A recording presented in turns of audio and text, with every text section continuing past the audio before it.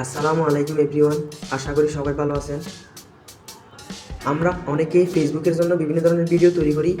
এই ভিডিওগুলোতে যে সাউন্ডগুলো ব্যবহার করি, এই সাউন্ডগুলোর কারণে আমাদের ভিডিওতে কপিরাইট আসে বা বিভিন্ন ধরনের স্ট্রাইক আসে, অনেক সময় ক্লেমও আসতে পারে।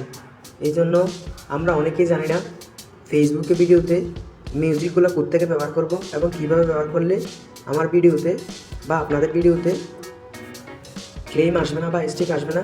আজকে এই বিষয় নিয়ে আলোচনা করব। ভিডিওটি স্কিপ করবেন না, সম্পূর্ণ দেখার অনুরোধ রইল। পারলে বন্ধুবান্ধবের মধ্যে শেয়ার করবেন। চলুন কথা না বাড়িয়ে শুরু করা যাক। এই জন্য আমরা গুগল ক্রোমে যাব।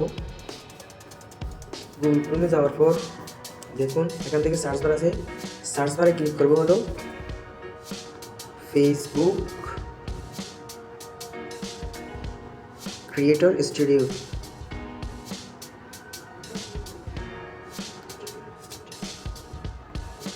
সার্চ করার পর সার্চ বারে ক্লিক করব। এই দেখেন ফেসবুকের অফিসিয়াল ওয়েবসাইট চলে আসছে, এখানে ক্লিক করব। ক্লিক করার পর দেখেন এখানে আমার চ্যানেলগুলো দেখাচ্ছে। আপনাদের ক্ষেত্রে নাও দেখাতে পারে, কারণ আপনারা লগ ইন করেন নাই। আমি লগ ইন করে এখানে আগে থেকে লগ ইন করে লাগছি, এই জন্য দেখাচ্ছে।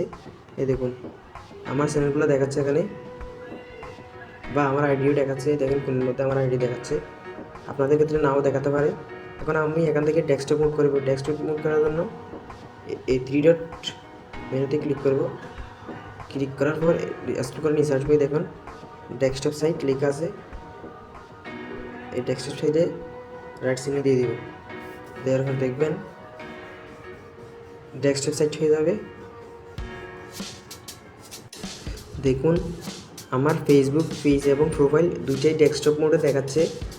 আপনারা একটু লক্ষ্য করুন, লক্ষ্য করলে বুঝতে পারবেন। এখন আমি এখান থেকে ফ্রি মিউজিকগুলো কেমনে ডাউনলোড করি এগুলো আপনাদের দেখাবো।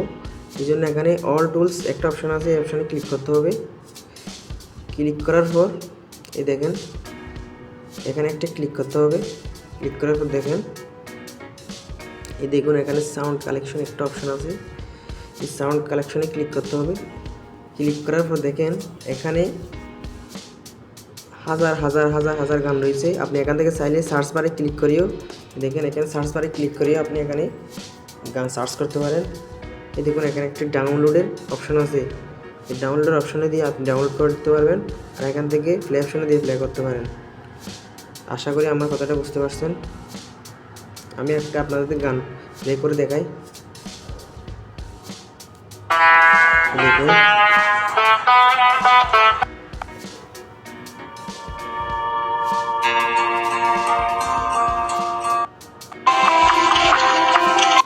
এই দেখছেন মিউজিকগুলো এখান থেকে ডাউনলোড করে আপনাদের ভিডিওতে ব্যবহার করতে পারবেন। এতে কোনো ধরনের স্ট্রাইক আসবে না, কপিরাইট আসবে না। আশা করি আমার কথাটা বুঝতে পারছেন। আশা করি আমার ভিডিওটি আপনাদের ভালো লেগেছে। পারলে বন্ধুবান্ধবের মধ্যে শেয়ার করবেন এবং চ্যানেলটি সাবস্ক্রাইব করবেন। ধন্যবাদ সকলকে।